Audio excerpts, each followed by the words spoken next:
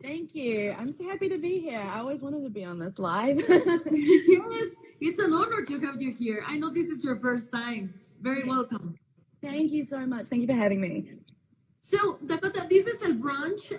I know, as I said before, this is your first brunch, but don't worry, I will guide you. Thank In the you. as you know, in Mexico and Latin America, we love food. We're very like foodie people and everything. Yes. So we start, for example, with our breakfast. For example, for me, sometimes I ate, well, now actually I just drink a tea or something. I want Okay. to know, how is the morning in the life of Dakota Kai? A morning in the life of me. Usually, I like to work out, but before breakfast. So I eat like after I work out. Usually do a fasted cardio workout. But my breakfast usually consists of like anything egg related. I like waffles. I like pancakes. Like all the unhealthy stuff I like. Okay. But I miss like when I was in New Zealand. I'm Samoan, so my mum would always cook like a big feast of like it would be like seafood and all this like all the island food. So I miss that so much. Wow. Yeah. Wait, I need to translate to the fans. Is that okay for you? Pardon? I need to translate to the fans. Yes, of course. Ok, perfecto. Bueno, pues ya saben que todos nos encanta platicar aquí y comenzar hablando acerca de cómo es un día en la vida de Dakota Kai. Y me dijo, bueno, a mí me encanta hacer ejercicio y me encanta desayunar. Y ella, a diferencia de todas las superestrellas, pues a ella sí le gusta desayunar consistente, que le gustan los waffles, que le gustan los hot cakes. Entonces eso es cosa padre. Y me estaba diciendo que extraña muchísimo los desayunos de Nueva Zelanda. So you said that you miss the breakfast in New Zealand, right? Yes. How is a typical breakfast? In New Zealand, Samoan food is very different from New Zealand food, but New Zealand food is very influenced by like the UK. So a English big breakfast is very similar to like a Kiwi big breakfast, maybe just some slight changes here and there, but they're both pretty much the same. Ah, ok, perfecto. Yeah. Bueno, pues le pregunté ahorita que cómo era un desayuno en Nueva Zelanda y me dijo, a ver, la cuestión de los samoanos, más bien es como samoano. Entonces dijo que era básicamente muy parecido a como desayunan en Inglaterra. Y ya lo sabemos, ya nos han dicho muchas veces cómo es que desayunan en Inglaterra. Ok, so you have an extraordinary trajectory. You have been wrestling in many different places, from Australia to Japan. So tell us what has been the most remarkable experience, and also how is the wrestling business in New Zealand? Wow. So my most remarkable experience, I think, was doing those Japanese tours just because it was such a different culture to me. They were so it was just it's such a good experience to me, you know, like how they lived was so different, the food that they ate was different, but I love immersing myself in a culture like that, like that's different because I want to experience, you know, all these different things, these different sites. So that was really cool. The scene in New Zealand, I think after the pandemic, it took quite a hit, but I think right now there's new promotions popping up, there's new talent on the scene, so I think it's like on a resurgence. Yeah. Okay.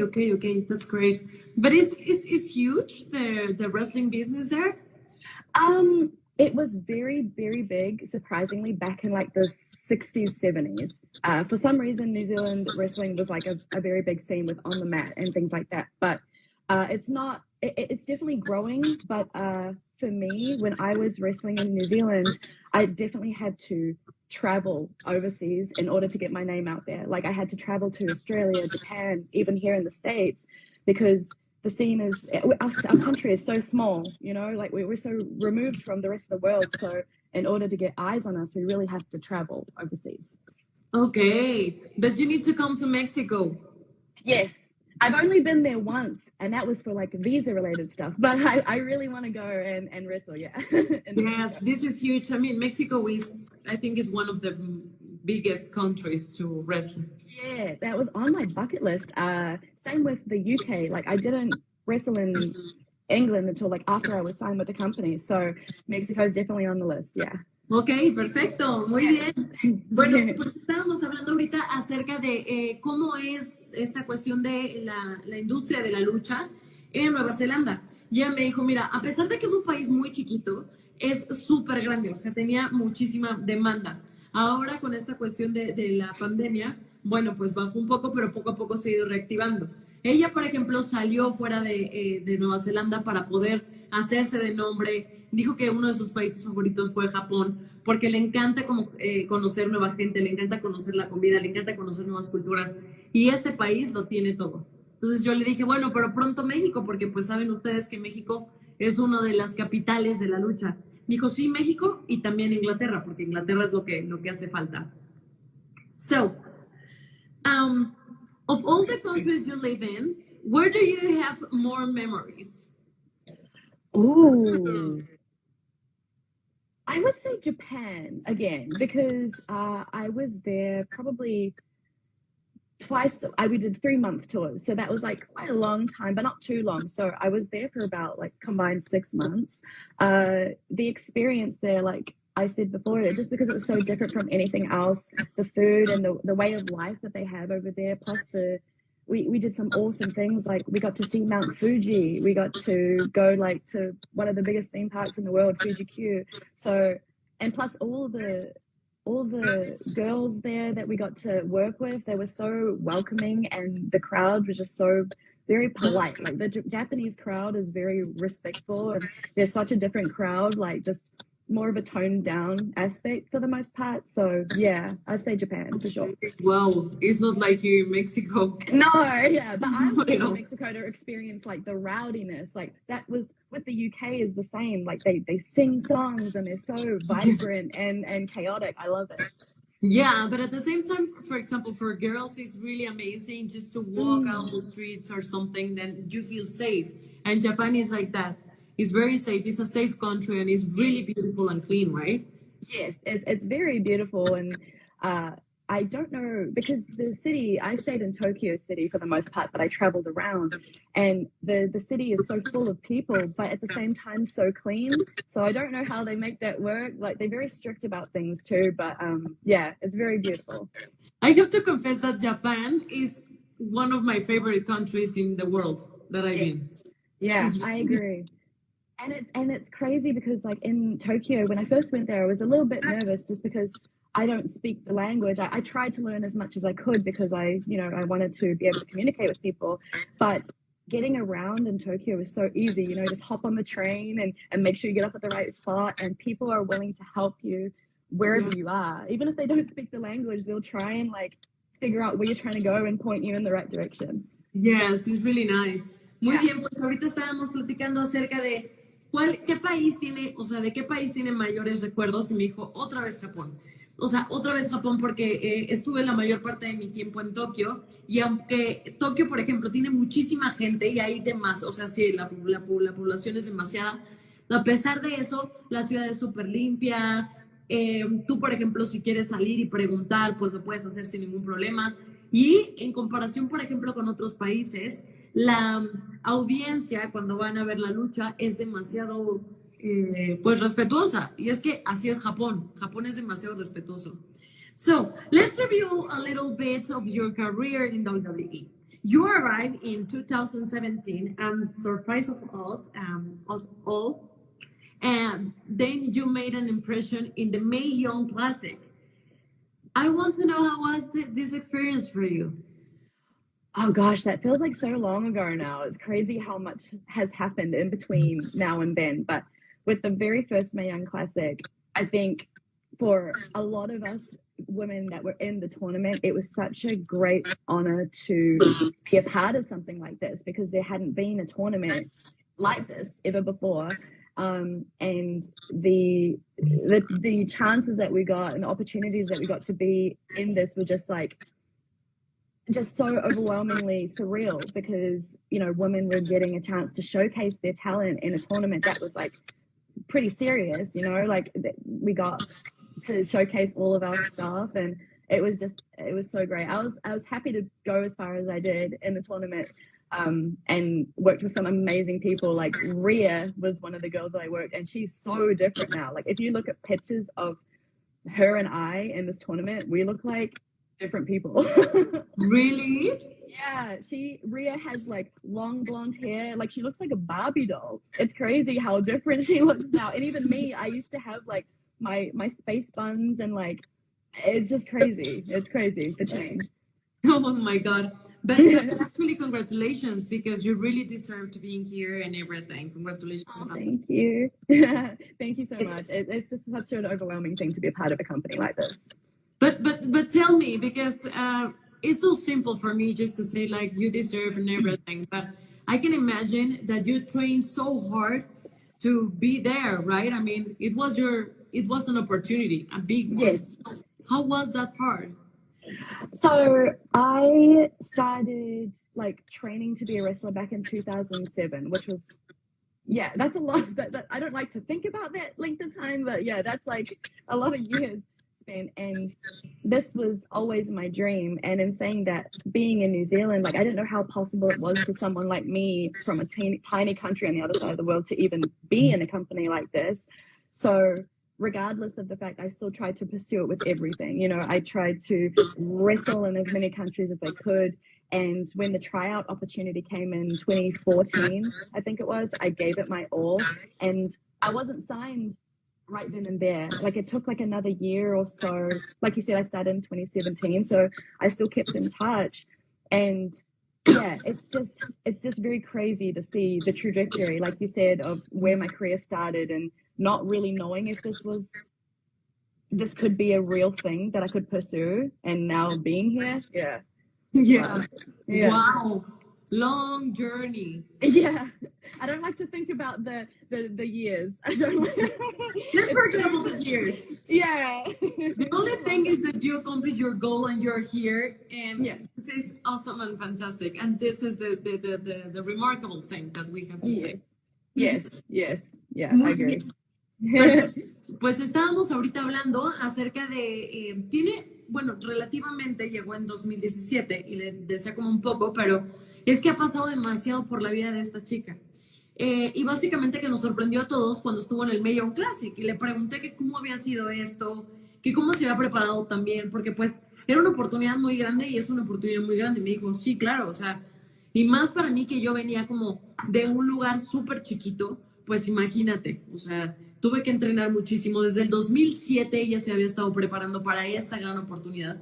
Entonces ahora que está aquí, pues bueno, la está disfrutando demasiado. Demasiado, ¿qué tal? So, I don't want to stop here because you were a tag team champion with Raquel Rodriguez twice. Yes. First, I want to know what it was for you to be an NXT tag team champion. And also, I want to know what happened with Raquelita. Pardon? What happened with her? Oh gosh. Okay, so when she and I first became a team back in Portland, it was NXT TakeOver Portland where she came out and we joined forces. Okay. And I didn't know in terms of like how far we could take this pairing, but the fact that we just kept going from strength to strength to strength, like we really had good chemistry, like the two of us, we were great. She's such a lovely human, so it made it easy for me to work along with someone like that, you know. And then when the Dusty Cup happened, which we won, and then after that we challenged for the WWE Women's Tag Team titles, and we lost that opportunity. And then they introduced the NXT Tag Team Championship titles. Being crowned the first was an amazing experience, in saying that we did lose it the same night, but let's not think about that. And then we ended up winning them again earlier this year, I think it was. And I think it just really solidified that she and I felt like such a great team. And not to say that we deserved it, but we really vied for that opportunity to be tag team champions, and we wanted to give so much back to the division. And saying, like, our reigns weren't super long. I wish they were a little bit longer, because I think we could have had some really great matches with other tag teams in NXT. And, you know, with me and her, our relationship sort of going the way it did, I think, you know, that was just another point of growth with the both of us. And then we ended up being great opponents with one another too. Like, I still love her, but you know, sometimes you just got to do what you got to do and get your name on the map. That's true, that's true. Muy bien. Pues estábamos ahorita platicando y le pregunté acerca de desde que, o sea, cómo se sintió con esto de que fue campeona de NXT, campeona de parejas de NXT doble vez, y fue con Raquel. Entonces al principio era muy amiga de Raquel y de repente no sé qué pasó que ya dejó de ser amiga de Raquel. Entonces le dije, ¿cómo? ¿Qué pasó? Y me dijo, a ver, pues obviamente que ser campeona estas dos veces pues fue increíble. Y quiero hablar de Raquel en una cuestión de, no tengo nada personal con ella, al contrario, nos seguimos llevando muy bien. Entrenar con ella fue increíble, es una gran persona, pero pues las cosas pasan. O sea, básicamente, cuando tienes que borrarla del mapa, la tienes que borrar del mapa y así es. You just came back with Bailey and Io Sky at SummerSlam and made things very clear from the beginning. You want it all. Yes. And we know that now. Yeah. How was that moment in the premium live event? At Clash at the Castle? Yes. Oh my gosh. That was very overwhelming. And I think for me, you know, our group, Damage Control, was only introduced at SummerSlam. You know, like that wasn't too long ago. And then all of a sudden to be featured on this big live event, like 60,000 plus people, was just very overwhelming because for me, like I wasn't with the company a day before SummerSlam. So all these experiences and all these events that I've like Clash at the Castle, like I still feel like I'm getting used to being back with the company. So to be in front of a crowd like that was so rowdy, and to have the match that we did, and to really, as Damage Control, stake our claim on the division. You know, we came in and we wanted to change things, and I think that at Clash at the Castle, getting that win really just made people take notice. And you know, we're not just talking the talk, we're walking the walk as well. Yeah. So yeah, but that was very insane. Like, and even walking through the streets of Cardiff and Wales, just seeing our faces everywhere was very weird. Okay, but I think, I don't know, but when I saw you there, I mean, in SummerSlam, I was really excited because you came back again, and I can notice that you were like super excited and nervous and everything. How was that moment as well? SummerSlam was very surreal because, you know, like I said, a day before SummerSlam, like literally the Friday before, I didn't work with the company. I hadn't even signed a contract for WWE. So then I found out that they wanted me for SummerSlam the next day. So they flew me out Saturday morning. And that whole day was like very relaxed and chill. But I think it was because we weren't really aware of the stakes. So we were hiding on a bus the whole day. And then when we made our entrance together as a team, I think I was still in the mindset of like, oh, this is like real. This is actually happening. Yeah, that was crazy. And to be a part of a team that includes Io Shirai and Bailey, like two of the best in the world, is very cool. That's such an experience. Yeah, yeah, and we can tell. I can tell that it's a new era. Now we can see that, and I'm really excited about that. Congratulations to be part of that. Thank you so much. It definitely feels like such a change for sure. Yes. Yeah, we deserve that thing. Muy bien. Pues estábamos ahorita platicando acerca de cuando ella regresó, que regresó básicamente en SummerSlam, que cómo se sintió, porque aparte qué regreso tuvo. Y me dijo, bueno, lo voy a ir dividiendo. Ella me dijo, es que yo, un día antes de SummerSlam, yo no era parte de la compañía. Entonces yo no sabía qué iba a pasar con mi vida hasta que fue SummerSlam, no sé qué, y ya le tienes que dar todo con... Entonces para ella fue como, o sea, fue demasiado. Y bueno, regresar con Io Sky, con Io Sky y Bailey, pues fue como también un boom, porque sabemos que son dos mujeres súper poderosas. Y ahora que estuvo también en Clash at the Castle, ver a todas esas personas y haber tenido ese Premium Live Event como lo tuvieron, pues fue para ella como un regreso increíble. Y eso nos da muchísimo gusto.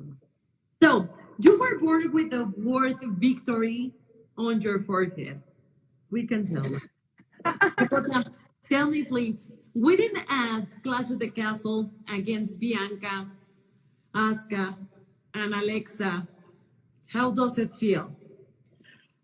Oh gosh, I think getting that win and against those three women, like they are individually so amazing. Together as a team, they're also amazing. They're a force to be reckoned with. But I think winning over a team like that really made us as Damage Control just make people take notice. You know, as we came in, we kept saying things like control and change and all these words, and you know, getting to the point of Clash and getting that win, I think it made people take us like very seriously. And the moment itself was very cool too. Like you can't trade that for anything else. Like getting the win at an event like that, like a Clash at the Castle in front of a crowd like that. Yeah, that was amazing. Muy bien, muy bien. Yeah. Pues, estábamos ahorita, le pregunté acerca de qué onda. O sea, esta cuestión de que ella nació, porque lo sabemos, ella nació con el triunfo aquí en la frente, ¿no? Y yo le dije, ¿cómo fue para ti estar enfrente de Dakota? O sea, bueno, para Dakota, ¿cómo fue ganar Clash of the Castle en contra de Bianca, de Asuka y Alexa, que sabemos que son pues de las más duras que hay ahorita, ¿no? ¿Cómo se sintió? Ella me dijo, no, pues impresionante. O sea, porque individualmente cada una de ellas es una gran persona, pero ya hacerlo esto como contra todas ellas en equipo, y aparte de todo, estando enfrente de tanta audiencia, pues o sea, lo que ella sintió fue indescriptible. And the cherry on the cake. Io and you just won the WWE Tag Team Championship against Raquel, against Raquel and Alia. So what does that moment represent in your career, and how was it achieved?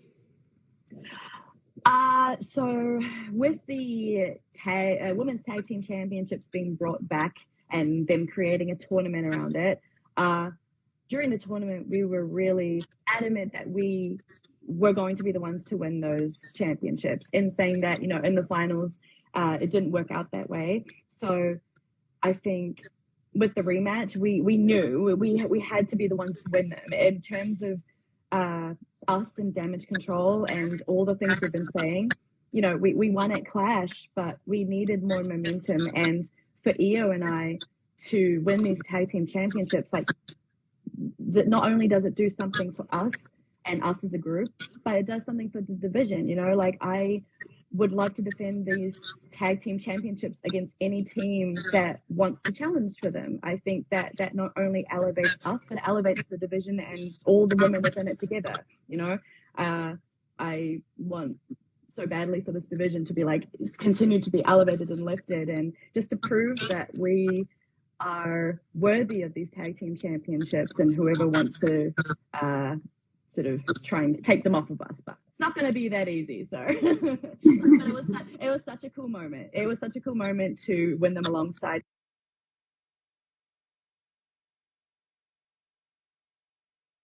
brand. Which of the two will you choose, SmackDown or Raw? Oh, okay. So I'm on Raw right now. Yeah. I think, but when I was growing up, my brother and I played a lot of like SmackDown video games. Like, you know what I mean? Like, here comes, I don't know. I think I in my heart, SmackDown is like what got me into all of this. So, yeah. Muy bien.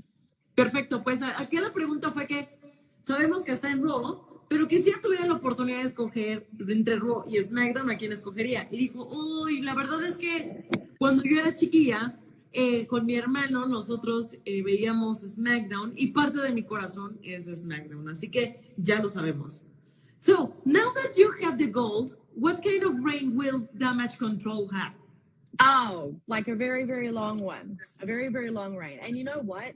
We're only like, we're not quite done. Like, we have the tag team championships, like the women's tag team championships, but Bayley's vying for Bianca's title right now. So I don't want to put this into the universe, but I think we're yet to reach our full form, if that makes sense. Oh la la. I'm gonna put that into the universe, you know, like Io and I, we have gold right now, and we're willing to defend it against anyone. But Bailey, you know, she's the leader of our group. Like she should get some gold. She looks good with gold. Gente, nos acaba de dar una notición. Digo, yo no sé, lo voy a poner como semilla universal, ¿verdad? Para que esto se complete y se haga. Pero Bailey no tiene el oro y a Bailey se le ve muy bien porque aparte de todo, pues es la líder, ¿no? Entonces, necesitamos quizás que, bueno, ella no lo dijo, pero básicamente puso ahí en el tablero de control, puso a Bianca. Entonces, vamos a ver qué va a pasar. Esto me parece increíble. So, this is the last one. Who inspires Dakota every time she steps in the ring?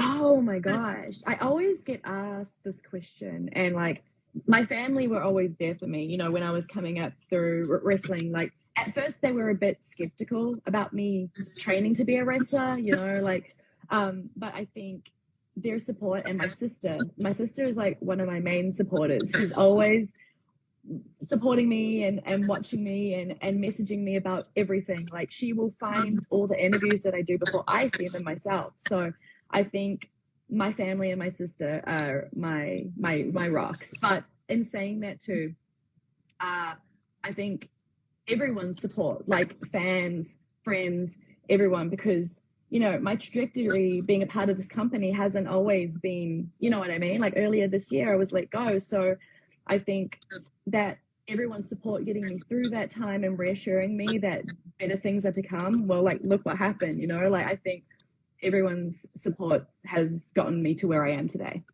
Qué bonito. Pues bueno, a ver, le dije ¿quién le inspira? Cada que ella pone un pie en el ring y dijo, así, indudable, mi familia. O sea, porque a pesar de que estaban un poco escépticos de que yo la iba a armar como, o sea, como dentro de mi wrestling, pues ella al final lo hizo y entonces cada que ella está ahí piensa en ellos, pero también piensa en su hermana que siempre la ha estado apoyando y la hermana que siempre ha estado ahí con ella y por supuesto que piensa en todos ustedes y lo sabemos, ¿no? Los fans nos queremos ser parte de, pero es bonito que la familia siempre esté presente. So, are you ready for fans questions? Yes, of course. Perfect. Let's go.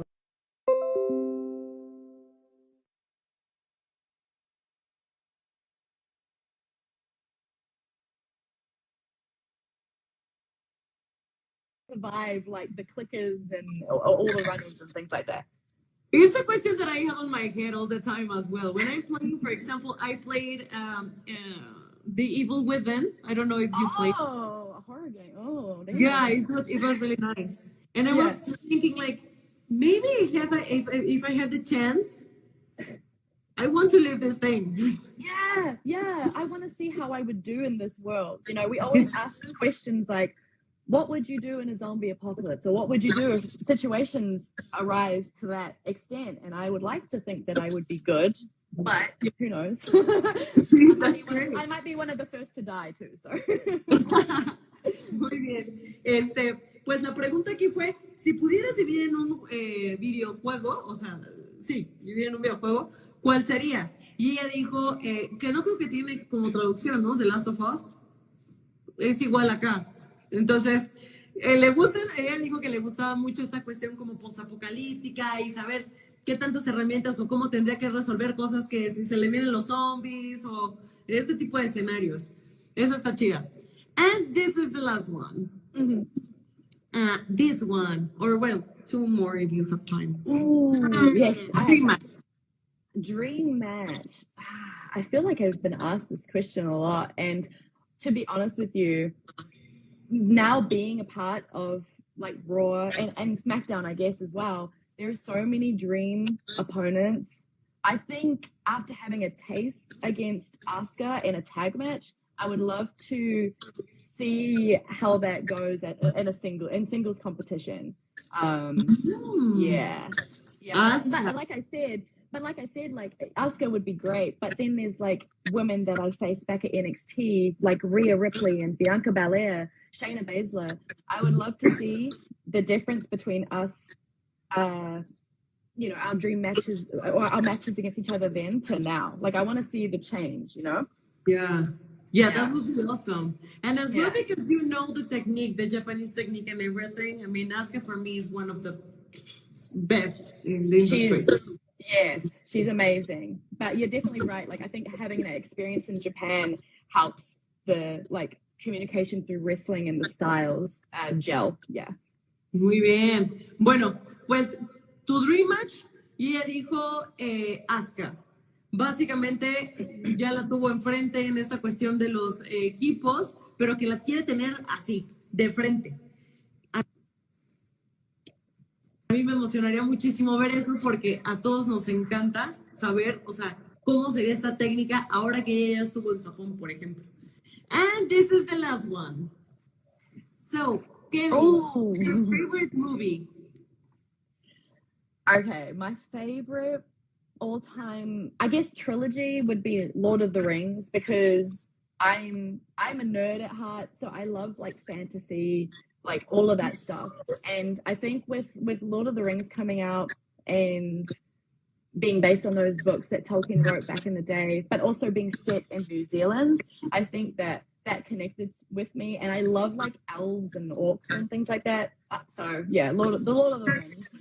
¡Qué bien! Mine as well. Yeah? Yes. It's great. I think a lot of people are like, oh, they're so long and they're so boring. I'm like, the story is like very important. Like you gotta watch for the story. And I don't know, I love them so much. So yes, and I think as well it was the first movie that I watched. That the first one it was incredible, the second one it was amazing, and the third one it was just like I know, it's like it got better and better and better. And like in the second one, the Battle of Helm's Deep, in my opinion, is the best on-screen like battle. That is the best on-screen big battle, like in my opinion. But yeah, I was in the cinema, and I was really needed to go to the bathroom, and I couldn't go because I was like, oh my god, yeah, that's such a long time. That's such a long time to wait to go to the bathroom too with those movies. I know. It was a terrible situation there. Yeah.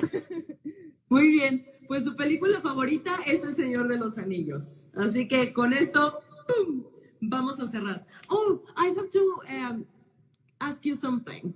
Oh yeah. For example, if you can make a juice or how do you say, like a shake, milkshake or something, like a beverage of yourself, which ingredients you add?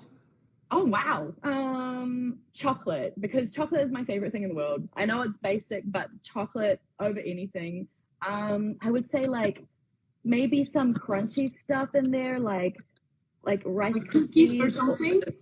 Yeah, like something like that. Like chocolate with like a little bit of crunch. You got the sweet and you got like the edgy crunchiness. Okay. And then maybe